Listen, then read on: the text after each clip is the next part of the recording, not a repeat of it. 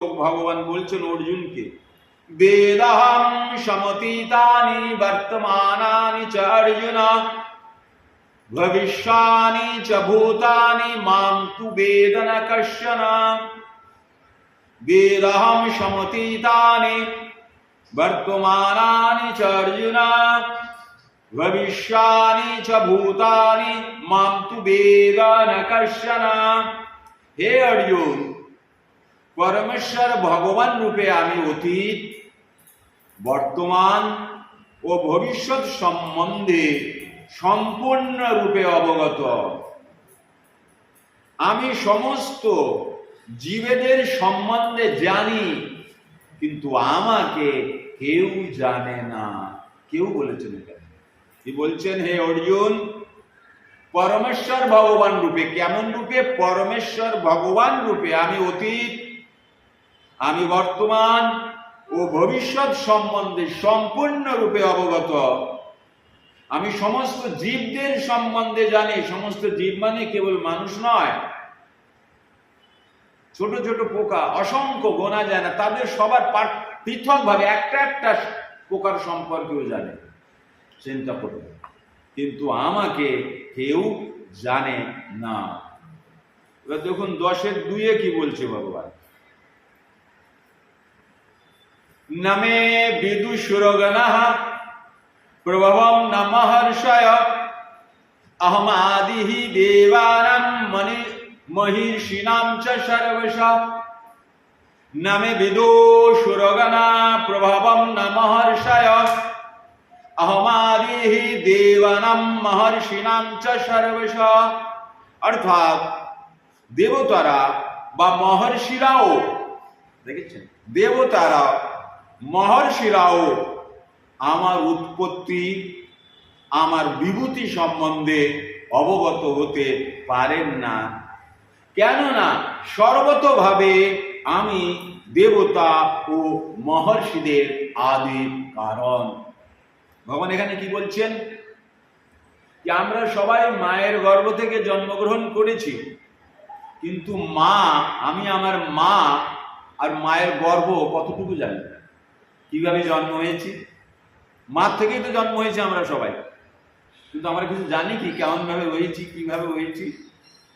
ঠিক ওই রকম বলছেন কি যারা দেবতা এবং মহর্ষিরা, তারাও কিন্তু ভগবানের বিভূতি সম্বন্ধে অবগত হতে পারেন না। কেননা সর্বতভাবে আমি দেবতা ও মহর্ষিদের আদি কারণ। কারণ দেবতারা ও মহর্ষিরা ভগবান থেকে উৎপত্তি হয়েছে, আলাদা কথা থেকে তো আসেনি। ঠিক যেরকম সন্তান তার মায়ের জঠর থেকে জন্মগ্রহণ করলেও সে কিন্তু তার মার সম্পর্কে, জন্ম বৃত্তান্ত সম্পর্কে অনভিজ্ঞ থেকে যায়, মায়ের দেহ বা দেহের মধ্যে যে কার্যকলাপ ঘটে তার সম্পর্কে অনভিজ্ঞ থেকে যায়। আমরাও তদ্রূপ, দেবতারাও এবং ঋষিরাও তদ্রূপ। এই পৃথিবীতে তারাও জন্মগ্রহণ করে, কিন্তু দেবতাকে বা দেবতার বিভূতিকে, বিভূতি মানে বিশেষ অলৌকিক দিব্য যে শক্তি, সেই বিশেষ অলৌকিক দিব্য শক্তিকে তারাও জানে না। ঠিক।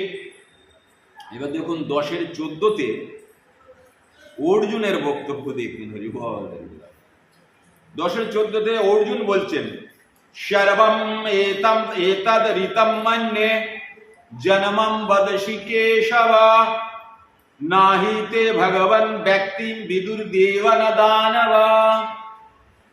অর্জুন বলছেন, সর্বম এতদ ঋতম মন্যে জন্মাম বদসি কেশব নাহি তে ভগবান ব্যক্তিম বিদুর্দেব ন দানব। হে কেশব, তুমি আমাকে যা বলেছ তা আমি সর্বতভাবে সত্য বলে মনে করি। হে ভগবান, দেবতা অথবা দানবেরা কেউ তোমার তত্ত্ব যথাযথভাবে জানতে পারে না। দেবতারা এবং দানবেরা। তাহলে আমরা কি দেখলাম? এই পৃথিবীতে 84 লক্ষের মধ্যে 4 লক্ষ শ্রেষ্ঠ জীব, তাদের মধ্যে মানুষ আছে, তাদের মধ্যে দেবতা আছে, তাদের মধ্যে দৈত্য আছে, তাদের মধ্যে ভূত প্রেত আছে, তাদের মধ্যে অপ্সরা আছে, তাদের মধ্যে বিভিন্ন লোকের, আমাদের উপরে যে ঊর্ধ্বতন লোকগুলো আছে সেই সব লোকের অধিবাসীরা আছে। যেমন আমরা যদি বলি সুরমণিগণ আদি যারা যারা আরো অনেক যারা যারা আছে বিভিন্ন লোকের, তাদের মধ্যে কেউই কিন্তু ভগবানকে যথাযথভাবে জানতে পারে না। অর্জুন সেটা বুঝে ভগবানকে বলছেন এবং ভগবানকে কেশব বলে সম্বোধন করেছে। কেশব শব্দের অর্থ হলো কেশ, এই তিনটে শব্দের অর্থ হলো ব্রহ্মা বিষ্ণু মহেশ এবং তাদের বাংময় শরীর মিলিয়ে হলো কেশব। অর্থাৎ ব্রহ্মা বিষ্ণু মহেশও যেখান থেকে উৎপত্তি হয়েছে, তাদের শরীর যেখান থেকে এসছে, দেহ যেখান থেকে এসছে, তিনি হলেন কেশব, তাই না? সেই কেশব বলে এখানে জানিয়ে মানে সম্বোধন করে কি বলছেন যে তুমি আমাকে যা বলেছ তা আমি সর্বতভাবে সত্য বলে মনে করি। হে ভগবান, দেবতা বা দানবেরা কেউই তোমার তত্ত্ব যথাযথভাবে জানতে পারে না, যথাযথভাবে। তাহলে আমরা যেটা দেখলাম কি কিছু মানুষ আছে যারা কিছুই জানে না, কিছু ব্যক্তি আছে যারা ভগবানকে তত্ত্বগতভাবে জানে, আবার কিছু কিছু আছে তারা যথাযথভাবে জানতে পারে না। অর্থাৎ ওই তত্ত্বগতভাবেই কিন্তু আমরা অধিকাংশ মানুষ বা মুনি সিদ্ধ চানরাদি যারা আছে, গণ যারা আছে, বিভিন্ন লোকের যেসব অধিবাসীরা আছে, তারা ভগবানকে জানতে পারে না ভগবান কেমন। অর্থাৎ এক কথায় বললে এই জড়জগতিক কোনো গুণ, বিদ্যতা, পাণ্ডিত্য, জ্ঞান ইত্যাদি দিয়ে ভগবানকে জানা সম্ভব নয়। দেবতারাও যখন ভগবানকে জানতে পারছেন না, এবং দৈত্য দানবের কথা বলেছে, অসুরের কথা বলেছে। কেন বলেছে? কারণ অসুরদের মধ্যে কিন্তু এক বিশেষ শক্তি থাকে, অলৌকিক শক্তি থাকে ওদের মধ্যে। কি থাকে? ম্যাজিক, জাদু শক্তি থাকে, তাই না? তন্ত্র শক্তি থাকে ওদের মধ্যে। মন্ত্র যেমন শক্তি, তন্ত্র যেমন শক্তি আছে, তাই না? যন্ত্র, মন্ত্র, তন্ত্র, এই জড়জগতের তিনটি বিশেষ শক্তি। তো বিভিন্ন প্রকারের যে দানবেরা যে মায়া শক্তি, মায়ার প্রভাবে তারা একদম ক্ষুদ্র হয়ে যায়, মায়ার প্রভাবে তাদেরকে আমরা দেখতে পাই না। এই রকম শক্তি থাকা সত্ত্বেও কিন্তু তারা ভগবানকে যথাযথভাবে জানতে পারে না। কিছু মানুষ আছে যারা সিদ্ধি প্রাপ্ত করার চেষ্টা করে, তারা কিছু মানুষকে জানে, ভগবানকে কিছুটা জানে। কেমন ভাবে? তত্ত্বগতভাবে, তত্ত্বগতভাবে। তাই এই যে জ্ঞান, এই জ্ঞান আমাদেরকে ভগবানকে জানার জন্য যথেষ্ট নয়, যথেষ্ট নয়। তাই এই যে যেটা থেকে শুরু করলাম, সোশ্যাল মিডিয়াতে আমরা যেটা দেখছি, বিভিন্ন মানুষ ভগবান সম্পর্কে, কৃষ্ণ সম্পর্কে, কৃষ্ণ সবার শত্রু হয়ে গেছে। যে কৃষ্ণ আমাদের উদ্ধারক, যে আমাদের বাবা, যার থেকে আমরা এসছি, তাই না? যে নিজে বলছে অহম বীজপ্রদ পিতা, তাই না? তথাপিও কিন্তু সেই কৃষ্ণকে আমরা মানছি না, তাকেই নিয়ে আমরা বিভিন্ন প্রকারের কুরূপ মন্তব্য, নিন্দা থেকে শুরু করে আদি আমরা কিন্তু তাকেই নিয়ে করছি। তাহলে দেখুন,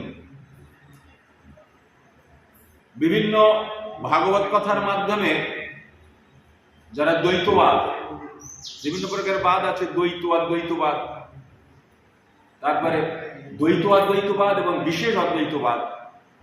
যারা দ্বৈতবাদী বা অদ্বৈতবাদী, তারা কিন্তু বলছে কি কৃষ্ণ গীতা বলে। গীতা কে বলেছে? গীতা বলেছে শিব। তারা কৃষ্ণকে রাজকুমার বলে মনে করে। দাপর যুগে জন্মগ্রহণ করেছিল, তিনি রাজকুমার, কিন্তু আদি যিনি হলেন তিনি হলেন শিব। তো অনেকে যারা ব্রহ্মজ্যোতির উপাসনা করেন, তারা অনেকে আছে ব্রহ্মজ্যোতির উপাসনা করেন, বিভিন্ন মত বিভিন্ন পথ এই পৃথিবীতে আছে। পরমহংসদেব বলেছেন যত মত তত পথ। এটা খুব যুক্তিপূর্ণ, যদিও স্বভাবত দেখলে যত মত তত পথ আমরা বুঝতে পারি না, কিন্তু ভিতরে প্রবেশ করলে বোঝা যায় যত মত তত পথ, যদি লক্ষ্য ঠিক থাকে।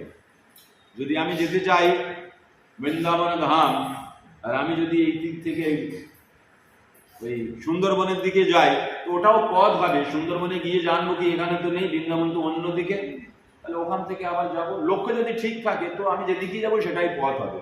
সেখান থেকে আমি জানবো, বুঝবো সেটা, আর নির্ধারণ করে ফেলবো কি হ্যাঁ এই দিক দিয়ে যাওয়া যায় না, তো সেটাও পথ, তাই না? রোগ মুক্ত হতে গেলে যেমন কি কি খাওয়া নিষেধ, খাওয়া কি কি প্রয়োজন সেটাও যেমন রোগ থেকে মুক্ত হতে গেলে প্রয়োজন, তেমন কি কি খাওয়া নিষেধ সেটাও তো রোগ থেকে মুক্ত হওয়ার জন্য প্রয়োজন। বুঝতে পারছেন কি বলছি? আমরা যখন রোগাক্রান্ত হই তখন কেবল ওষুধ কিন্তু আমাদের ঠিক করে না, ঠিক করার ক্ষমতা নেই।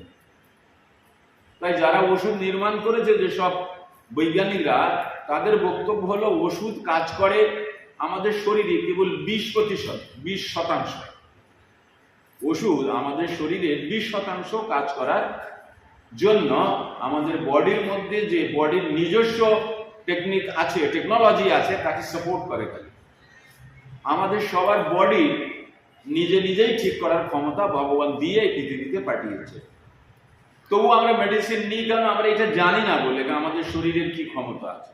তাহলে মেডিসিন কি কার্য করে? কি ওই যে আমাদের বডির মধ্যে যে টেকনোলজি রয়েছে ভগবান দিয়ে পাঠিয়েছে, সেই টেকনোলজিকে মেডিসিন সাপোর্ট করে অনেক। আচ্ছা, এইবার তাহলে কি হয়? বাকি 80% কি আছে? বাকি 80-র মধ্যে 40% হলো আমাদের অসুখ হলে কি করা উচিত নয় তাকে পালন করা, আর 40% কি অসুখ হলে কি করা উচিত সেটাকে পালন করা। অর্থাৎ বডি নিজেই 80%, যদিও 100%, তবু যেহেতু আমরা ওষুধ ঢুকিয়ে দিয়েছি 20%, একটু বাকি বডি 80% দেখে নেয়। বিষয়টা থাকে কি কি করা উচিত নয় আর কি করা উচিত। তাহলে আমি যদি বৃন্দাবন ধাম যেতে চাই, যত মত তত পথ হবে। ওটাকে দুভাগে ভাগ করলে আমরা বুঝবো, কিন্তু লক্ষ্য হবে বৃন্দাবন ধাম। তাহলে আমি যদি বাংলাদেশের দিকে চলে যাই ভোমরা বর্ডার হয়ে, তো ওখানে গিয়ে খবর নিলে জানতে পারবো বৃন্দাবন এদিকে না। তাহলে ওখান থেকে আমার পথ তৈরি হলো। তো গেছিলাম, ভেবেছিলাম বা একটা মত তৈরি করেছিলাম ওইদিকে গেলে হয়তো বৃন্দাবন পাবো। সেই মত অনুসারে একনিষ্ঠভাবে অগ্রসর হয়েছিলাম, গিয়ে জানলাম না এদিকে না, ওটা উত্তর। তাহলে আমি সেখান থেকে উত্তর যেতে পারতাম, ওটাও আমার রাস্তা হলে। এই ভাব নিয়েই, মানে অন্তর্নিহিত ভাব নিয়ে দেখলে আমরা দেখব কি যত মত তত পথ, এটার একটা অন্তর্নিহিত অর্থ আছে কি অ্যাকশন অফ দ্য রিভার্স সিস্টেমে কিন্তু আমরা যথাযথভাবে সঠিক জায়গাতে পৌঁছাতে পারি। এটা একটা সূত্র, action of the reverse system. অর্থাৎ আপনি যদি পূর্বে যেতে চান তো কাউকে জিজ্ঞাসা করতে পারেন কি দাদা পশ্চিমটা কোন দিকে, পশ্চিম বলে দিল, আপনি বলে নিতে যে পশ্চিম হয় তাহলে এটা উত্তর, এটা পূর্ব, আপনি পূর্বে চললেন। সে কি ভাবলে সেটা আপনার যায় আসে না, আপনার লক্ষ্য কি পূর্বে যাওয়া, সেটা আপনি যেমন ভাবে জানেন সেটা আপনার নিজস্ব টেকনিক, তাই না? যাই হোক, হরে কৃষ্ণ বলুন। হরে কৃষ্ণ হরে কৃষ্ণ কৃষ্ণ কৃষ্ণ হরে হরে, হরে রাম রাম রাম হরে হরে, হরে কৃষ্ণ কৃষ্ণ কৃষ্ণ হরে হরে, হরে রাম রাম রাম হরে হরে, হরে কৃষ্ণ কৃষ্ণ কৃষ্ণ হরে হরে, হরে রাম राम राम हरे। कली युग युग धर्म हरिनाम संकीर्तन की जाए, भुवन मंगल के हरिनाम संकीर्तन की जाए, हरे नाम प्रभु की जाए, श्याम वैष्णव भक्त की जाए, हृदय गौरी नाथ आनंदे हरि। অর্থাৎ ভগবান এত সহজলভ্য নয়। ভক্তি রসামৃত সিন্ধু, উপদেশামৃত ইত্যাদি গ্রন্থ যদি আমরা পড়ি, রূপ গোস্বামী কৃত যেসব গ্রন্থ, সেখানে ভগবানকে পাওয়া বা ভক্তিকে বলা হয়েছে সুদুর্লভা। সুদুর্লভা, খালি দুর্লভ নয়, দুর্লভের সঙ্গে আরো বিশেষণ দিয়েছে, সুযুক্ত করে দিয়ে সুদুর্লভা করেছেন। যেহেতু ভক্তির স্ত্রী, তা দুর্লভা, ভক্তিদেবী স্ত্রী স্বরূপা। আর ভগবানকে পাওয়া, ভগবান কেমন? সাধ্য বস্তু। এই সাধ্য বস্তুকে সাধনা ছাড়া পাওয়া অসম্ভব। আর সাধনা করেও কেমন ভাবে পাবো? যদি ভগবান চায়। ভগবত প্রাপ্তি লাভ করতে গেলে ভগবানের সদিচ্ছা ছাড়া, ভগবানের ইচ্ছা ছাড়া, ভগবানের অনুকম্পা বা অনুগ্রহ ছাড়া ভগবত ভক্তি লাভ বা ভগবানের প্রেম ভক্তি লাভ পাওয়া অসম্ভব। অর্থাৎ ভগবানের সঙ্গে যতক্ষণ পর্যন্ত আমরা তাদাত্ম্য বা একাগ্র না হয়ে যায়, অর্থাৎ আমাদের যে ইচ্ছা, ভগবত প্রাপ্তির যে ইচ্ছা, সেই ইচ্ছা যতক্ষণ পর্যন্ত অভিপ্সায় পরিণত না হবে, খালি ইচ্ছা থাকলে হবে না। ইচ্ছা কেমন হয়ে যাবে? এত দৃঢ়, এত গাঢ়, এত প্রবল, কি সেই ইচ্ছার সামনে সবকিছু তুচ্ছ হয়ে যাবে, তাই না? যাকে অভিপ্সা, ঋষি অরবিন্দর ভাষায়। সেই অভিপ্সা যখন আমাদের মধ্যে প্রবেশ করবে প্রবল ভাবে, তখনই ভগবত কৃপা হইলেও হইতে পারে। কারণ ভগবান হলেন সরাট, তাই সে তার নিয়ন্ত্রণ নিজেই করে, সে কারোর অধীন নয়। সে কোনো নির্ণয় নিতে গেলে সে স্বয়ং নির্ণয় গ্রহণ করেন। তাই তিনি হলেন সরাট, তিনি চাইলে কৃপা করে আমাদের হৃদয়ে দর্শন দিতে পারেন, সাক্ষাৎ দর্শন দিতে পারেন, সেটা তার ইচ্ছা। কিন্তু আমরা আমাদের অন্তঃকরণ থেকে নিরন্তর যদি ভগবানের দর্শনের কামনা, তার কৃপা কামনা করি, কেবল কামনাতে হবে না, সেই কামনার সঙ্গে প্রয়োজন কি? বিশেষ আগ্রহ, বিশেষ নিবেদন, অর্থাৎ জড়জগতের সমস্ত কিছু তুচ্ছ হয়ে যাবে। আমরা কি করি? আমরা সাধারণত যখন ভক্তিতে আসি, তখন আমাদের দুরকম জীবন হয়। একরকম জীবন হয় কি, যতক্ষণ আমি মালা জপ করি বা যতক্ষণ আমি বাড়িতে পুজো করি বা যতক্ষণ মন্দিরে থাকি, ততক্ষণ ভগবানের কথা। যেই মন্দির থেকে বেরিয়ে টোড়ে বসি, তখন আমরা কিন্তু চেঞ্জ হয়ে যাই, তখন আমরা জড়জগতে। তখন আমি কে? তখন আমি অমুক, আমি ডাক্তার কে, আমি মাস্টার কে, আমি ইঞ্জিনিয়ার কে, আমি অমুক। তখন কিন্তু আমার মনে থাকে না যে আমি ভগবানের ভক্ত, বা তখন ভগবানের কথা স্মরণ থাকে। এই ভক্তি জগতের সব থেকে বড় গোল্ডেন রুল, যেটা আমাদের মাথায় একদম নিশ্চিত রূপে ফিট করে দেওয়া উচিত, সেটা হলো always remember Krishna, never forget Krishna. কৃষ্ণকে ভুললে হবে না। অলওয়েজ মানে সর্বত্র, সর্বদা আমাকে ভগবানকে স্মরণ করতে হবে। আর ভগবানকে স্মরণ করার সব থেকে সরল ব্যবস্থা কলিযুগ হলো এই, যেই নাম সেই কৃষ্ণ। নাম করলে ভগবানকে স্মরণ করা হয়, নাম আর নামই হবে না। আমি যদি নামকে স্মরণ করি, তাহলে নামই সেই সঙ্গে স্মরণ হয়ে যাচ্ছে এবং নামই আমার জিহ্বাতে চলে আসে। এই যে অপ্রাকৃত চৈতন্য রস, হরে কৃষ্ণ মহামন্ত্র দিব্য 32 অক্ষর 16 নাম, এই নাম যখন আমরা গ্রহণ করছি, এই নাম গ্রহণে কেবল ভগবানকে স্মরণ করছি না, ভগবানের সঙ্গ করছি। এবং কেবল ভগবানের সঙ্গ করছি না, আমরা অপ্রাকৃত চৈতন্য রসেরও আনন্দ নিচ্ছি, যদি একটু নামে প্রবেশ করার আমরা চিন্তা করি। তাহলে ভগবান এমনই। তাই ভগবান কি বললেন? সুদুর্লভা। অনেকে কি করেছেন?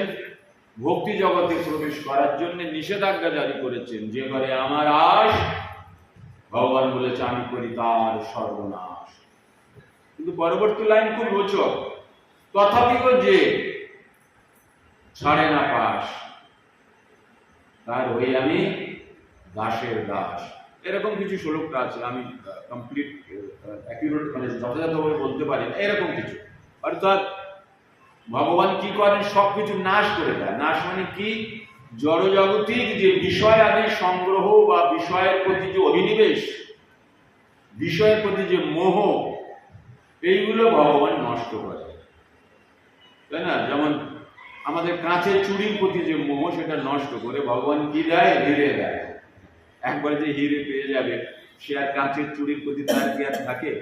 তাই ভগবান বলছেন কি, নিরন্তর ভাবে যদি আমার সঙ্গ পাওয়ার কামনায় রত থাকে, এই সব কিছু করে দেওয়ার পরও, অর্থাৎ এখানে খুব সুন্দর একটা শিক্ষা আছে কি, আপনি যখন জড়জগতের মোহশূন্য হয়ে যাবেন, যখন জড়জগতের বিষয়ে অনীহা থাকবে না, তো জড়জগতিক ব্যক্তির প্রতিও কিন্তু আপনার আকর্ষণ থাকবে না।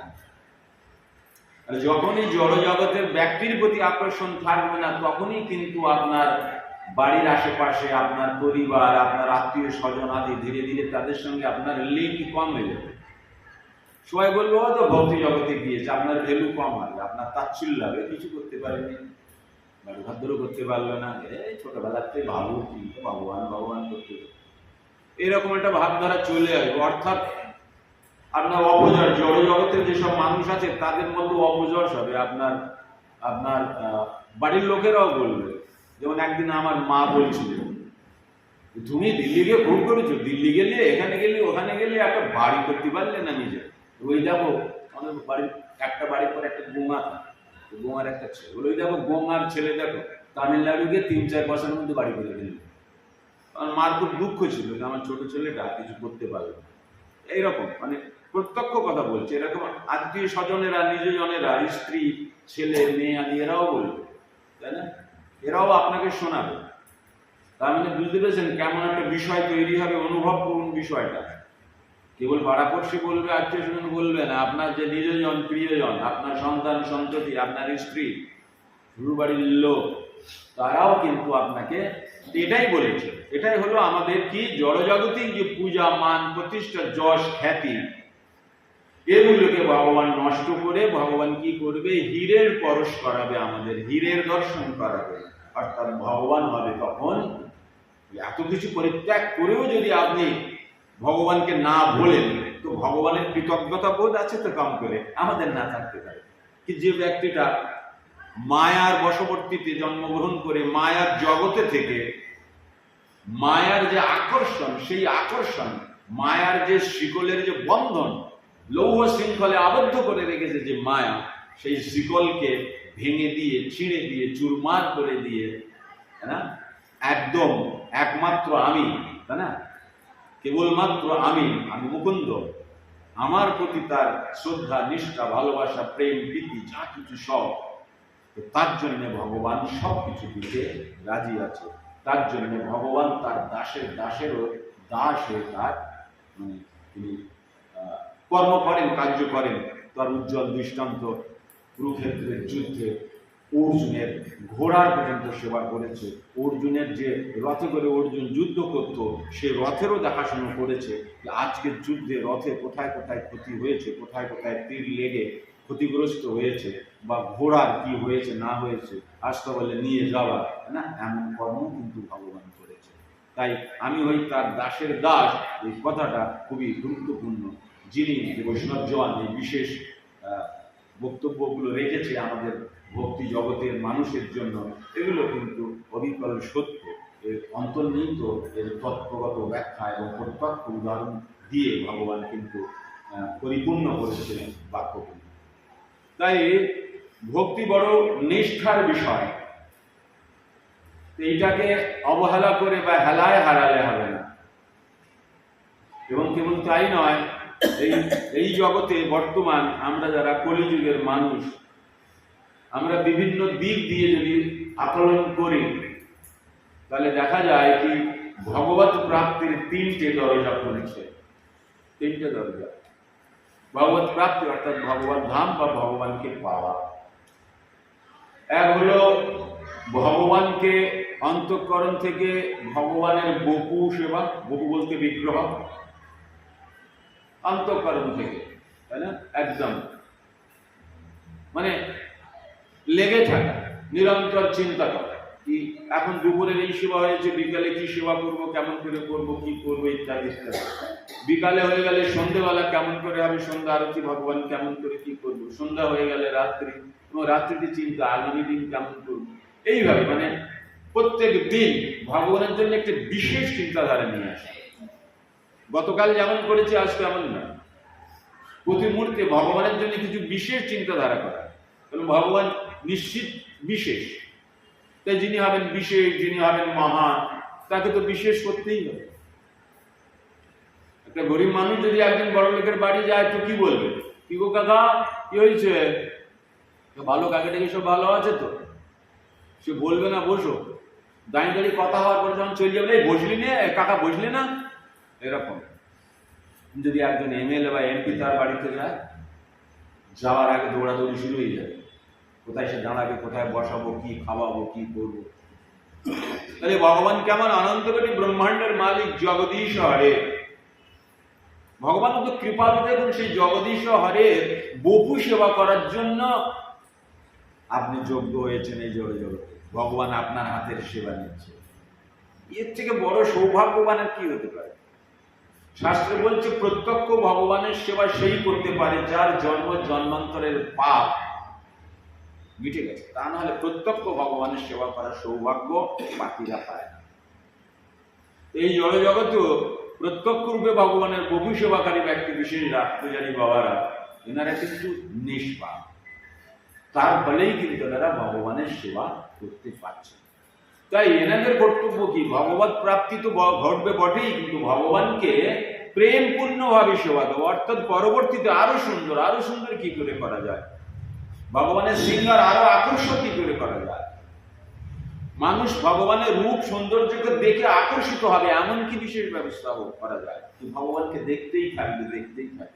ভগবান এটা তো চায়, ভগবান চায় আমি ভক্তকে দেখবো। ভক্তরা যেমন সুন্দর সেজে বুঝে ভগবানকে দেখতে আসবে, ভগবান রাধারানী কতক্ষণ ধরে দাঁড়িয়ে আছে দেখার জন্য, এই 4:15 মন্দির খুলবে, ভক্তরা আসবে, আমরাও দেখবো।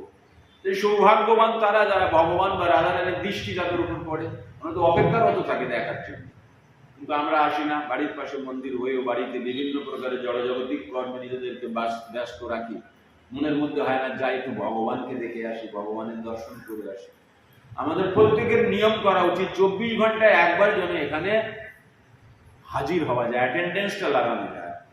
হে গোবিন্দ, হে মুকুন্দ, দুঃখ ভঞ্জন হরি দয়াল ঠাকুর, তুমি তো জ্ঞানেশ্বর, তুমি তো যোগেশ্বর, তুমি তো আমার জ্ঞানে বিঘটন ঘটাচ্ছ না, দিব্য জ্ঞান দিচ্ছ না, যার ফলে আমি অক্ষম তোমার প্রত্যহ দর্শনে। আমার একটু সাহস, একটু তোমার প্রতি আকর্ষণ একটু বৃদ্ধি করো না ভগবান, যাতে কম করে আমি এই 5টা 15 20 মন্দিরে প্রবেশ করে তোমার দর্শন, ভাগবত কথা শ্রবণ, সাধু সঙ্গ এবং ভগবানের প্রসাদ, উচ্ছিষ্ট প্রসাদ পেতে পারি। এই যে সময়টা, এটা বড় গুরুত্বপূর্ণ সময় আমাদের সবার জন্য, বিশেষ গুরুত্বপূর্ণ সময়। এই সময় কি হয়, আমাদের বাড়ির আমনের সামনে দিয়ে শিবের অনুচররা ঘোরাঘুরি করে, এই যে বিশেষ সময়, তাই না? এই যে দিতি যিনি দৈত্যদের জন্ম দিয়েছেন, যে মাতা দিতি, দ্বিতীয় কিন্তু এই সময় তার স্বামী সঙ্গের প্রভাবেই কিন্তু দৈত্যদের মধ্যে সন্তান জন্ম দিয়েছিল। অর্থাৎ এই বিশেষ খারাপ সময়, এই সময়টা শিবের অনুচররা ঘোরে এবং দেখে কোন গৃহস্থ কি কর্ম করছে না করছে। এই সময় আমাদের খুব অ্যালার্ট থাকা উচিত। কিন্তু বেশ হলেই বাড়িতে অ্যালার্ট না থেকে কখনো মনে থাকবে, কখনো মনে থাকবে না। আজ বললাম, 2 দিন পরে ভুলে যাবেন। শিবের অনুচররা ঘোরে এরকম সময়, তো বেশ হলো যাই ত্রিমণি মঠে যাই, বাড়ির পাশে লাগবে না হয় 10 টাকা টোটো ভাড়া, কি হয়েছে, অনেক সময় হেঁটে আসবে। তো হাঁটাটাও তো একটা এক্সারসাইজ, খুব শরীরের জন্য উপযোগী। হেঁটে চলে আসলাম, তাহলে এখানে কি হবে, ভগবত দর্শন হলো, সন্ধ্যা আরতি দর্শন। সন্ধ্যা আরতি দর্শন আর সন্ধ্যা আরতি করা এক। শাস্ত্রে বলা হয়েছে কি, আপনি সন্ধ্যা আরতি করছেন না, কিন্তু দর্শন করছেন, মানে আপনার সন্ধ্যা আরতি করা হয়ে গেল ভগবানের। এবং সাধুসঙ্গ, ভাগবত কথা শ্রবণ, আবার ভগবানের উচ্ছিষ্ট প্রসাদ লাস্টে মন্দির ব্যবস্থা করে দেবে। মন্দিরে কোনো আয় ইনকাম নেই, তথাপিও ভক্তদের কল্যাণের জন্য মহারাজ এবং যারা অ্যাসোসিয়েট আছেন, এইসব হরিনাম সেবা সমিতির যেসব ব্যক্তিবর্গের প্রয়োজনীয় মানুষ, মানে ব্যক্তিরা, তারা কিন্তু করছে। ওনারাও কিন্তু এক ধরনের ভক্ত, প্রত্যক্ষ ভক্তিতে যুক্ত না হলেও এই যে ব্যবস্থা করেছেন, এই ব্যবস্থার দ্বারাও কিন্তু ওনারা আমাদের আধ্যাত্মিক পথ প্রশস্ত করছে। তাই বহু সেবার মাধ্যমে নিজেকে সমর্পিত করা এক রাস্তা। দ্বিতীয় হলো নাম। কলিযুগ হলো নাম আধার, সম্পূর্ণরূপে নামের লীন। যে নাম সেই কৃষ্ণ, হরে নাম হরে নাম, হরে নামই বা কে বলা। তৃতীয় বিশেষ, সেটা হলো প্রচারের দ্বারা ভগবানের এই যে নাম, ভগবানের সেবা, ভগবানের দিব্য নামের যে প্রচার। জড়জগতে কি হয় দেখুন, জড়জগতে আপনার নাতিকে ডাকবেন, এই আয়, খুব গাঢ় করে দুধ গরম করেছে, দুধে কেশর দিয়েছি, দেখ কত সুন্দর লাল রং হয়েছে, আর শোন খুব সুন্দর গুড় দিয়েছি, গুড়, আখের গুড় বা পাটালি দিয়ে দিয়েছি, আয় খাবি। আর এখন বাচ্চাদের দুধ খাওয়াতে গেলে কি হয়, বাচ্চা আগে ছোটে আর পিছনে মা দুধের গ্লাস নিয়ে ছোটে, তাই না? বলটু আয় আয় আয় আয় দুধ খেয়ে নে বাবা, দুধ না খেলে কি করে হবে, বুদ্ধি কি করে হবে বাবা, পড়তে হবে, অনেক বই পড়তে হবে দুধ। কিন্তু আপনার বাড়ির ফ্রিজে যদি পেপসি বা কোকা কোলা থাকে, পল্টুকে বলতে হবে না, কখন ফ্রিজ খুলে সে খেয়ে নিয়েছে। আপনার বাড়িতে মনে করুন আপনার বোন এসেছে, তো আপনি পরিকল্পনা করছেন কিনা, তো ফ্রিজে তো কোকা কোলা আছে আর চানাচুরে দেখি এখনো আছে, ওর বাবা শেষ করে নিয়ে একটু আছে, তো এটাই দিই। চানাচুরটা প্লেটে করে নিয়ে গ্লাস খালি নিয়েছেন, এবার ফ্রিজ খুলে পেপসিটা ঢালবেন, খুলে দেখেন খালি। এই তুই কখন খালি রে পল্টু পেপসিটা, খেয়ে নিয়েছে। অর্থাৎ জড় জগতের একটা প্রভাব আছে, জড় জগতের একটা প্রভাব আছে, কিন্তু সেই প্রভাব দ্বারা আমরা সবাই প্রভাবিত। যেমন আপনি যদি সমুদ্র পথে যাত্রা করেন, কোথাও 1 মাস 3 মাস 15 দিন ধরে যদি জলের জাহাজে থেকে যাত্রা করেন, তাহলে আপনাকে এক প্রকারের ভ্যাকসিন নিতে হয়, টিকা নিতে হয়। কেন? যখনই আপনি জলের জাহাজে যাত্রা করবেন, তখন এই সামাজিক পরিবেশ থেকে একটা অন্য পরিবেশে আপনার বডিটা যাচ্ছে। সেই সমুদ্রে একটা প্রভাব আছে, সমুদ্রের জল, তার ঢেউ, তার আর্দ্রতা, তার একটা প্রভাব আছে। সেই প্রভাব আপনার বডিকে ইফেক্ট করে দেবে, আপনি রোগাক্রান্ত হয়ে যাবেন, মারাও যায় না। তাহলে আপনাকে কি করতে হবে, তার জন্য প্রতিষেধক নিতে হবে। টিকা নিয়ে যদি আপনি সমুদ্রের রাস্তায় যাত্রা করেন জলের জাহাজে, তাহলে কিন্তু আপনাকে আর সেই রোগ। তাহলে এই জড়জগতেরও রয়েছে কি, জড়জগতে কি রয়েছে, জড়জগতে রয়েছে কানাফুসি রয়েছে, বা বিচার, পুরানো বিচারধারা, তাই না? সামাজিক বিচারধারা। সেই বিচারধারার মধ্যে পড়ে আমরা কিন্তু বড় আনন্দ নিচ্ছি, যখন ভগবান সম্পর্কে কোন রকম বিরূপ মন্তব্য শুনছি। এবং তাই নয়, তাদেরকে আমরা বড় সমাদর সম্মান করছি। অনেকে তো বলছে কলিযুগে আপনি সাক্ষাৎ ভগবান রূপে এসেছেন, যারা ভগবান সম্পর্কে বিদ্রুপ বলছে। চিন্তা করো, ভগবদ গীতার 9 অধ্যায় সম্ভবত 2 নম্বর শ্লোকে ভগবান বলছেন, অশ্রদ্ধ ধানা পুরুষা ধর্মশস্য পরন্তপ অপ্রাপ্ত মাম নিবর্তন্তে মৃত্যু সংসার বর্তমান। ভগবান বলছে যারা আমাকে শ্রদ্ধা করেন, অশ্রদ্ধা করে, অর্থাৎ কারা, বুঝতে পারছেন? সোশ্যাল মিডিয়া খুলে দেখুন, কৃষ্ণকে নিয়ে কত কি চলছে। এরা ভগবানকে কি করছে, শ্রদ্ধা করছে কি? শ্রদ্ধা করছেন। এরা কি করছে? অশ্রদ্ধা করছে। তাই অশ্রদ্ধ ধানা পুরুষা ধর্মশস্য পরন্তপ, হে পরন্ত তারা ধর্মকর্ম কি করবে দূরের কথা, হ্যাঁ, পরন্তপ মানে অপ্রাপ্ত মাম নিবর্ত, অপ্রাপ্ত মাম আমাকে পেতে পারে না, নিবর্তন্ত মানে গতি হয় তাদের কি, মৃত্যু সংসার বর্তমানে, ঘোর জঘন্যতম নরক, আরো কঠিন নরকে তাদের যেতে হয়, এবং বিষম পরিস্থিতিতে জঘন্যতম দুঃখজনক কষ্টদায়ক তাদের সেখানে নরক যাতনা ভোগ করতে হয়, তাই না? যারা ভগবানকে অশ্রদ্ধা করে, ভগবানের মুখনিসৃত বাণী। অর্থাৎ আমাদের প্রত্যেকের কর্তব্য কি, আমরা যারা সনাতন বৈষ্ণব ধর্মীয় অবলম্বী লোক, আমরা যারা নিজেদেরকে হিন্দু বলে মনে করি, আমাদের কমপক্ষে এই ধরনের বক্তব্য থেকে দূরে থাকা উচিত। এবং এই ধরনের বক্তব্য যারা করে তাদের ভাষ্য শ্রবণ করা উচিত না, এবং অন্যকেও সাবধান করে দেওয়া উচিত। আমাদের পাশে যে বিশেষ ধর্ম আছে, অন্যান্য ধর্ম আছে, সেই সব ধর্মে এরকম উক্তি মানে কি, সঙ্গে সঙ্গে তার বিরুদ্ধে ফতোয়া জারি হয়ে যাবে, তার গলা কেটে দেবে। কিন্তু আমাদের সনাতন ধর্মের মধ্যে এরকম বীর সাহসী পুরুষের অভাব। যাই হোক, যে সিদ্ধান্ত মতামত জানি না, আমরা ক্ষুদ্র মানুষ, তাই আমাদের কম করে এটা তো করতে পারি, আমরা এইরকম বক্তব্য যারা সোশ্যাল মিডিয়াতে করছে তাকে নিন্দা ও ভর্ৎসনা করতে পারি, বা শুনলাম না ছেড়ে দিলাম, চ্যানেলই দেখলাম না, এরকম করতে পারি, করা উচিত কিনা? তাই সমাজে প্রয়োজন কি? সমাজের প্রয়োজন কি? আপনাকে দায়িত্ব নিতে হবে। আপনি মানুষ রূপে জন্মগ্রহণ করেছেন, আপনি ভগবানের বপু সেবা করুন, আপনার গৃহে ভগবানকে স্থাপন করুন। শিবশম্ভু পার্বতীকে বলে দিয়েছেন। মা দুর্গা, মা পার্বতী যখন শিব ঠাকুরকে জিজ্ঞাসা করলেন, তা আমার এই সন্তানরা বড় দুঃখী, বড় কষ্ট ভোগ করছে, এরা সুখী নেই, দিকে দিকে ছুটছে সুখের জন্য, প্রেমের জন্য, প্রীতির জন্য, ভালোবাসার জন্য, তাই না? কিন্তু পাচ্ছে না। তাই হে শিবশম্ভু বলে না, কৃপা করে হে স্বামী দেবতা, তুমি তো দ্বাদশ জনের মধ্যে একজন বিশেষ মহাজন, তুমি ধ্বংসকর্তা, তুমি ভগবানের গুণ অবতার, তাই নয় ভগবানের প্রিয়জন, নিজজন, আপনজন। এবং কেবল তাই নয়, ভগবত গীতার 10ম অধ্যায় ভগবানের স্বয়ং বলেছেন তুমি ভগবানের অংশ অবতার, তুমি ভগবানেরই অংশ, ভগবানেরই গুণ অবতার। আর তুমি বৈষ্ণব শিরোমণি, বৈষ্ণব মুকুটমণি, বৈষ্ণব প্রধান, এত কিছু তুমি।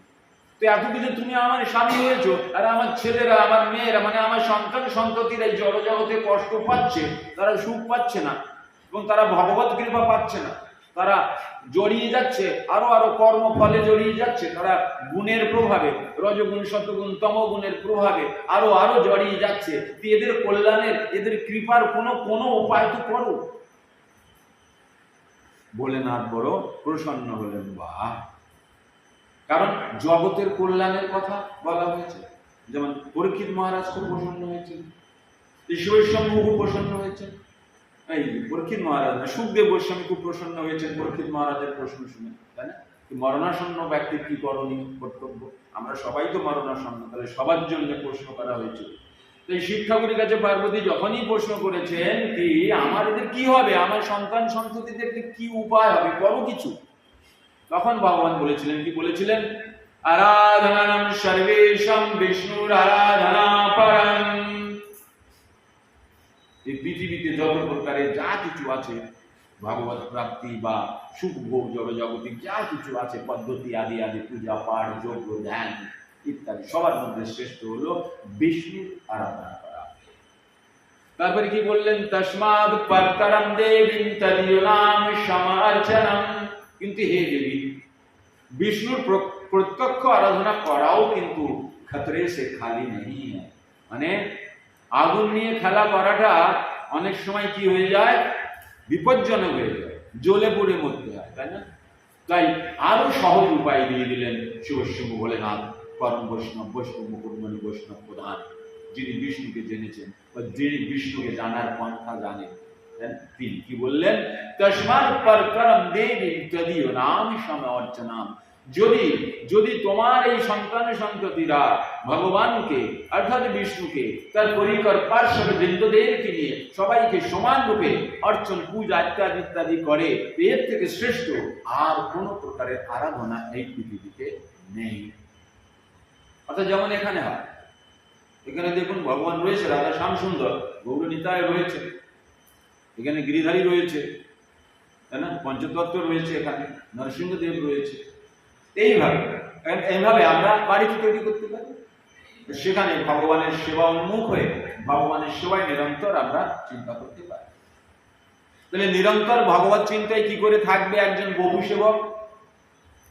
আপনি বাজারে যাচ্ছেন আপনার জন্য কোনো কিছু কিনতে, এটা কিন্তু আপনার ব্যক্তিগত কর্ম হয়ে যাবে।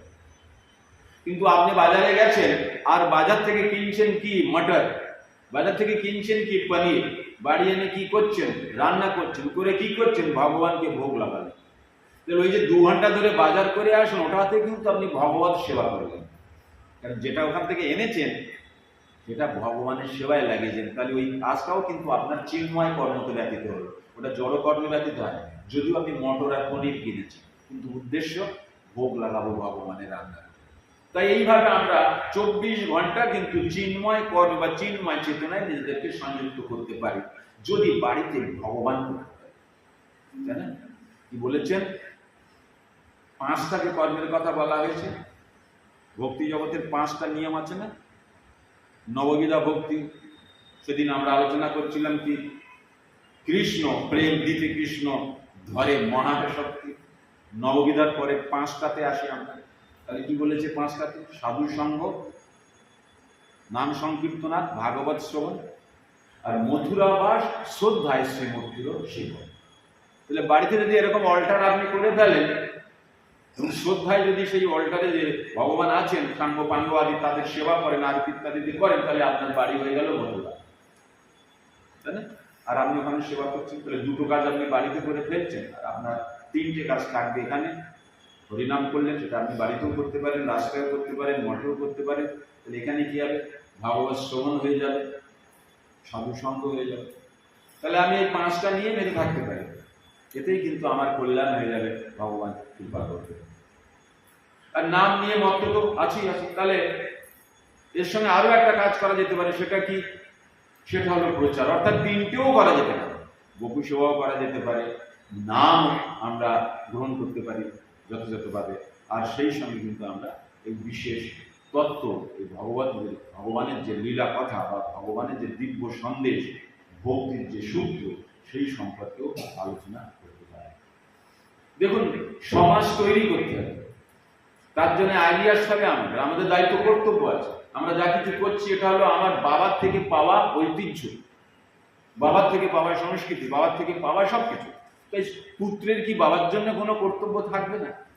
এখানে আমি জড়জাগতিক বাবার কথা বলছি না। আর যদি জড়জাগতিক বাবার কথাও বলি, তাহলে জড়জাগতিক বাবা যদি, আমার দেহ প্রদানকারী বাবা যদি আমাকে কোনো দায়িত্ব দিয়ে যায়, আমি কি সেটা পালন করবো না?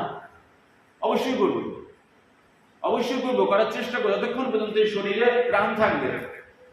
তাহলে আমার চিন্ময় জগতের বাবা যে কথা বলেছে সেটা কি করবো না? যাকে দেখো তাকে করো কৃষ্ণ উপদেশ, আমার আজ্ঞায় গুরু হয়ে তারও এই দেশ। ভগবান পারমিশন দিয়ে রেখেছে, ভগবান আইন বানিয়ে রেখেছে, ল বানিয়ে রেখেছে, কারো কিছু বলার ক্ষমতা নেই। কি বললেন? যাকে দেখো তাকে করো কৃষ্ণ উপদেশ। ওপেনলি ভগবান বলে দিয়েছে আমাদের কি কর্তব্য, দায়িত্ব আছে। এর থেকে সহজ পন্থা ভগবানের কথা মানা আর কি থাকে? যাকে দেখো তাকে করো কৃষ্ণ উপদেশ। কৃষ্ণ উপদেশ মানে ভগবদ গীতার ভগবানের নির্দেশ। কৃষ্ণ কি উপদেশ দিয়েছে? কৃষ্ণ মুখনিষ্ঠিত বাণী নিশ্চয়ই কৃষ্ণ উপদেশ মানে সে নিজে বলেছে। তাহলে সে ভগবান নিজে কি বলেছে? ভগবান নিজে বলেছেন ভগবদ গীতা। এই ভগবদ গীতার এই নির্দেশ, ভগবদ গীতায় ভগবান যে কথাগুলো বলেছে সেগুলো সুন্দরভাবে স্পষ্টীকরণ করে জেনে অপরকে জানানো, এই বিশেষ কর্তব্য আমাদের গ্রহণ করা উচিত প্রত্যেকেরই। তার জীবন ব্যস্ততায় পরিপূর্ণ থাকবে, জড়জগতে তার শরীর আছে, তার মানে পরিবার আছে, আর পরিবার আছে মানে সমস্যা আছে, অর্থ প্রয়োজন আছে, অর্থ ইনকাম তো অবশ্যই করতে হবে, সেই সঙ্গে এই কর্মটাও করতে হবে, এটাও করতে হবে। বাচ্চার পরীক্ষার সময়, আপনার দুটো ছেলে, একটা ছেলে পরীক্ষার সময় ভোর 4টের সময় উঠে সে বই পড়ে, আর একটা শুয়ে থাকে সকাল 8টায় উঠে। আপনার কৃপা কার প্রতি হবে?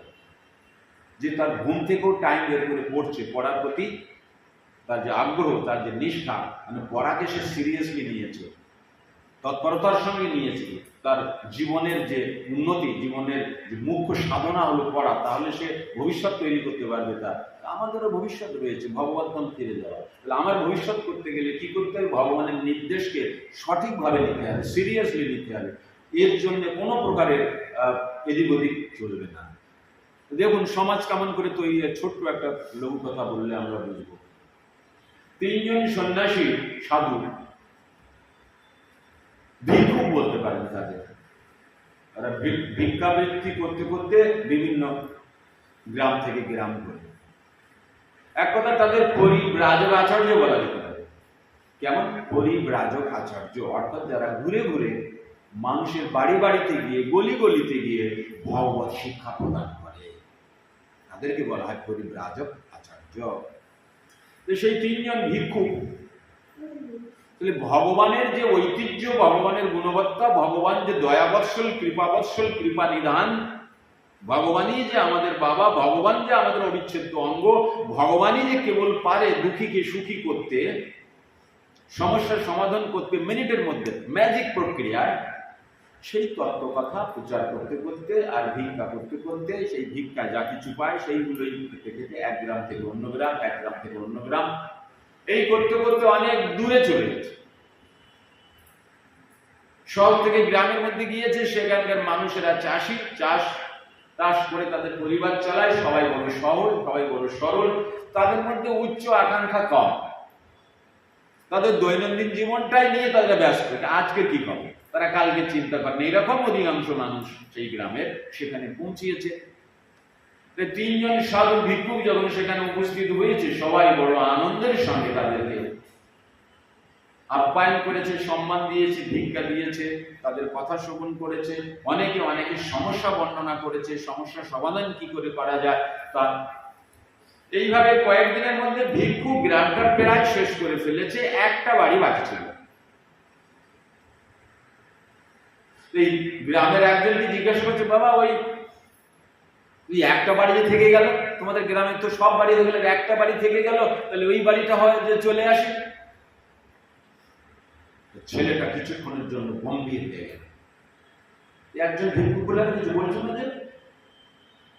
বললেন, ওই বাড়িতে যাবেন না, ওই বাড়িতে একজন খুব সুন্দরী বেশ্যা আছে, আমাদের এই গ্রামের ওই বুড়ো লোকগুলো ওরাই রাত্রিতে যায়, আপনি যাবেন না। তো তিনজন ভিক্ষুক বললো, তাই ঠিক আছে যাবেন। কিন্তু সেদিন রাত্রিতে তিনজন ভিক্ষুক পরিকল্পনা করলো, আমাদের তাতে কিছু যায় আসে, তাহলে গ্রামের মধ্যে যাবো না বললে তো হবে না, যেতে হবে। আর এখানে আমাদের কিছু তত্ত্বকথা, ভগবত তত্ত্বকথার প্রয়োজন আছে, অর্থাৎ এই গ্রামে একটা রোগ আছে, তাহলে রোগটা নিরাময় করতে হবে। এই সমস্যাটা হলো রোগ, রোগ মানে সমস্যা, সমস্যা মানে রোগ। তাই কি করলেন, পরের দিন ওই তিনজন ভিক্ষুক গেলেন ওনার বাড়িতে, বাড়িতে গিয়ে দরজা খটখটালেন, আলেপ নিরঞ্জন ভিক্ষাম দেহি এরকম বললেন। দরজা খুললো, অপরূপ সুন্দরী রূপ লাবণ্যময়ী একজন স্ত্রী, বিধবা বেশ, দরজা খুললেন। খুলে বড় আনন্দিত হলেন, বলে আজ পর্যন্ত আমার দরজায়, আমি বড় আনন্দ হলাম, আজ পর্যন্ত আমার দরজায় কেউ কোনোদিন কিছু চাইতে আসেনি, আর আমি বাড়ি বসে সাক্ষাৎ সাধু দর্শন করলাম আর আমার কাছে ভিক্ষা চাইছেন। বাহ বাহ। সাধুরা ভাবলে কেবল ভিক্ষা নিতে এখান থেকে বেরোলে হবে না, ভিতরে প্রবেশ করতে হবে। কিন্তু সাধুরা যে ওই বাড়িতে গেছে, গ্রামের লোকের মধ্যে উৎসাহ ঢুকেছে, কে সাধু ভেসে গেছে, এত সুন্দরী, যে দিকে তাকাবে সে শেষ। এই গ্রামের দু চারজন লুকিয়ে দেখছে কি সাধুরা কি করে। সাধুরা আজ গেছে, তাই যার বাড়িতে গেছে তিনি বললেন, আপনারা ভিতরে প্রবেশ করুন, জল টল খান, বসুন। আপনি সাধু বললেন, হ্যাঁ ঠিক আছে অবশ্যই। ভিতরে গিয়ে বসলেন, জল পান করার পরে বললেন, তুমি কে গো মা, তোমার এরকম পরিচয় কি, তোমার অতীত কি, তুমি কেন এখানে জীবন যাপন করছো? গ্রামের লোক তো তোমার সম্পর্কে বড় বড় কুৎসা রটাচ্ছে, তোমার এখানে আমাদের আসতেই বাধা দিচ্ছিল, এখনো মনে হয় আমরা এসেছি বলে কেউ লুকিয়ে টুকিয়ে দেখছে হয়তো। তো কেন মা এরকম কেন, কি বলো তো? সেই রূপসী মা বললেন কি ধন্যবাদ, কেঁদে ফেললেন, চোখ দিয়ে জল পড়ছিল টক টক, বললেন ধন্যবাদ ঋষিগণ, আমি যেদিন থেকে বিধবা হয়েছি সেদিন থেকে আজ এই ক্ষণ পর্যন্ত কেউ এইটা জিজ্ঞাসা করেনি কি তোমার সমস্যা কি, কেন তুমি এরকম একটা ইনকামের একটা রাস্তা ধরলে, তুমি পরিশ্রম করে কেন করলে না, বা কেউ একটু দুঃখের কথা শুনতে আসে না, তারা সব কেবল চায় আমার রূপ সৌন্দর্য উপভোগ করতে, আমার দেহকে উপভোগ করতে। এই সর্বপ্রথম আপনারা জিজ্ঞাসা করে আমাকে ধন্য করলেন। আর মহিলা ওই স্ত্রী বলে দিলেন যে আমার স্বামী মারা যায়, স্বামী মারা যাওয়ার পর, অল্প বয়সে স্বামী মারা যাওয়ার পর এই গ্রামে আমরা গরিব মানুষ, আমি শুরু থেকে চেষ্টা করেছিলাম কারোতে কাজকর্ম করে পরিবার চালাম, কিন্তু যেখানেই কাজ করতে যাই তাদের সব নজর থাকে আমার শরীরের প্রতি। আমি দেখলাম সবার যখন নজর আমার শরীরের প্রতি, তাহলে শরীরের ব্যবসা করি আর কাজ করে কি হবে, এই চিন্তায় আমি এখানে উপস্থিত হয়েছি, এই চিন্তায় আমি এই প্রফেশন, এই পেশাতে আমি এসেছি। সাধুরা বললেন, না মা তুমি ভুল করেছো, ভুল করেছো, তাই না, ভুল, এই যে সিদ্ধান্ত যেটা করেছো সেটা সঠিক করনি, এটা ভুল করেছো। তাহলে এখন কি কোনো উপায় আছে? হ্যাঁ, কেন উপায় নেই, তুমি আগামী দিন থেকে, আগামীকাল থেকে তুমি আবার মন্দিরে যাবে, পূজা করবে, মন্দিরে যাবে। গ্রামের লোক তো মেনে নেবে না, গ্রামের লোক অবশ্যই মানবে। ততক্ষণে কিছু বুড়ো হাওড়া মানুষ কিন্তু ওই পাশে চলে এসেছে, তখন সেই বয়োবৃদ্ধ মানুষদেরকে নিয়ে বসে তাদের ভগবত তত্ত্ব আলোচনা করে জানিয়ে দিলেন মানুষের যে কোনো সময় তার আত্মতত্ত্ব যে জ্ঞান সে শিখতে পারে, তার যে বিগত কর্মের যে সন্তাপ বা মনস্তাপ হতে পারে, সে যে কোনো সময় তার কর্ম পরিত্যাগ করে অন্য কর্মে আসতে পারে। মানুষকে শুদ্ধ হতে গেলে বা তার মন তার চিত্তকে শুদ্ধ করতে গেলে বা কোনো কর্ম বা পুজো বা অর্চনা ভগবানের প্রতি অগ্রসর হতে গেলে বিগত জন্মে কি করেছে না করেছে তার কিচ্ছু লেখাজোখার প্রয়োজন হয় না, এক মুহূর্তের মধ্যে সে পবিত্র হয়ে যায়। তাহলে ভগবান যদি এক মুহূর্তের মধ্যে কাউকে পবিত্র করে দেয়, তাহলে আপনারা গ্রামবাসীরা কেন আপনারা এনাকে সুযোগ দিচ্ছেন না? এই মন্দিরে যাবে, আপনাদের সঙ্গে স্বাভাবিকভাবে আপনারা স্বাভাবিকভাবে মেনে নিন, মাতৃদৃষ্টিতে এনার দর্শন করুন, আর কতদিনে যা করেছেন সেসবগুলো সব ভুলে যাবে। তাদের মধ্যে কিছু বচসা আদি হলো, তারপরে সবাই আবার একমত হলো, সবাই মেনে নিল, আর তারপর থেকে আবার কিন্তু গ্রামের মধ্যে একটা সুন্দর যে রোগটা ছিল রোগটা নিরাময় হলো, সুন্দর একটা পরিস্থিতি তৈরি হলো। সম্মানপূর্বক সেই রূপসী কিন্তু মন্দিরে যাওয়া শুরু করলেন এবং সেই গ্রামের মানুষরা তাকে কিন্তু আবার মাতৃ নজরে দেখা শুরু করলো। তাহলে এতদিন করেনি কেন? জ্ঞানের অভাব ছিল আর সমাজের প্রভাব ছিল। তাহলে সমাজের প্রভাব অর্থাৎ কুরীতি দীর্ঘদিন ধরে চলে আসছে, যেসব মানে কি গন্ধযুক্ত যেসব রীতি নিয়ম, যার পিছনে কোনো লজিক নেই, কোনো সায়েন্স নেই, সেই কুরীতিগুলোকে তো আমরা জ্ঞানের আলোক দিয়ে দূর করতে পারবো কম করে। মানুষের মধ্যে ভগবত চেতনাবোধটা কম করে আনতে পারবো। 10 জনকে বললে একজনকে তো কম করে ভগবত মুখী করতে পারবো। তাহলে সেটা হবে আমার জীবনের সব থেকে বড় গুরুত্বপূর্ণ মোড়। ভগবান বলছেন এইরকম ব্যক্তি আমার খুব প্রিয়, এরকম প্রিয় ব্যক্তি না আগে কেউ ছিল, না এখন আছে, না কেউ হবে। অর্থাৎ ভগবানের ভগবত গীতার যে বিশেষ উপদেশ, এই উপদেশ মানুষের কাছে বলা আমাদের প্রত্যেকের পরম কর্তব্য, যেটা ভগবান আমাদের করতে আগ্রহ করেছে এবং সাগ্রহে আমাদের ভগবতময় ফিরিয়ে নিয়ে যাবে এবং বড় প্রেমপূর্ণভাবে আমাদেরকে সেখানে রাখবে। তাই কর্তব্য কি?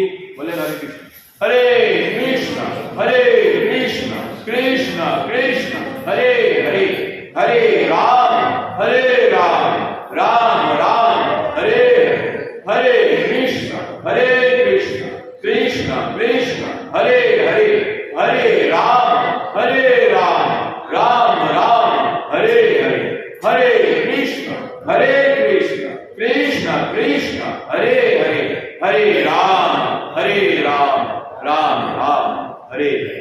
कलियुग हरिनाम संकीर्तन की जाए, भुवन मंगल के हरिनाम संकीर्तन की जाए, हरि नाम प्रभु की जाए, विदाय गौरी सीताराम हरि हरि बोल।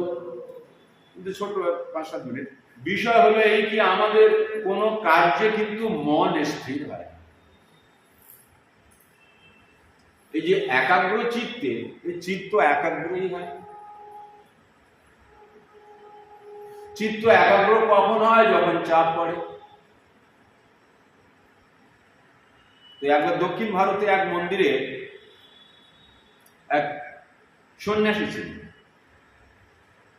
সেই সন্ন্যাসী মন্দিরে থেকে প্রচার করতেন, বাইরে যেতেন। এই যেমন পরিব্রাজক আচার্য হয়েছে যারা ঘুরে ঘুরে প্রচার করে। দক্ষিণ ভারতের সেই মন্দিরে একজন তিনি ওই এক বিশেষ মন্দিরে স্থিত থেকেই মানুষকে ভগবত তত্ত্ব জ্ঞান প্রদান করেন, ভক্তি কথা বলেন, ভগবানকে কি করে প্রেম করা যায় সেই তত্ত্ব কথা বলেন। তো পাশে এক ফ্যামিলি ছিল, স্বামী স্ত্রী, তার একটা ছেলে। ছেলেটা একটু অল্প বুদ্ধি সম্পন্ন, সে কোনদিন মন্দির টন্দির আসে না, পাশে মন্দির তবু আসে না, মা বাবা তো আসেই না। সৌভাগ্যক্রমে কারুর বলাতে একদিন মা বাবা এসেছে। তো আসার ফলে ভালো লেগেছে, সাধু সঙ্গ হয়েছে, ভগবানের দর্শন হয়েছে, ভাগবত কথা শ্রবণ হয়েছে, অনেক কিছু জানতে পেরেছে। আর সাধু সঙ্গে তো প্রভাব থাকবেই। সাধু সঙ্গ সর্বশাস্ত্রে কয়, লবমাত্র সাধু সঙ্গে সর্বসিদ্ধি হয়। তো ভাবছিল কি আমাদের মধ্যে যদি এরকম প্রভাব পড়ে সাধু সঙ্গের, ভগবত দর্শন, ভগবানের প্রসাদে, তো আমাদের তো আর কেউ নেই, আসে মাত্র এই ছেলে, এই জড়বুদ্ধি সম্পন্ন ছেলে।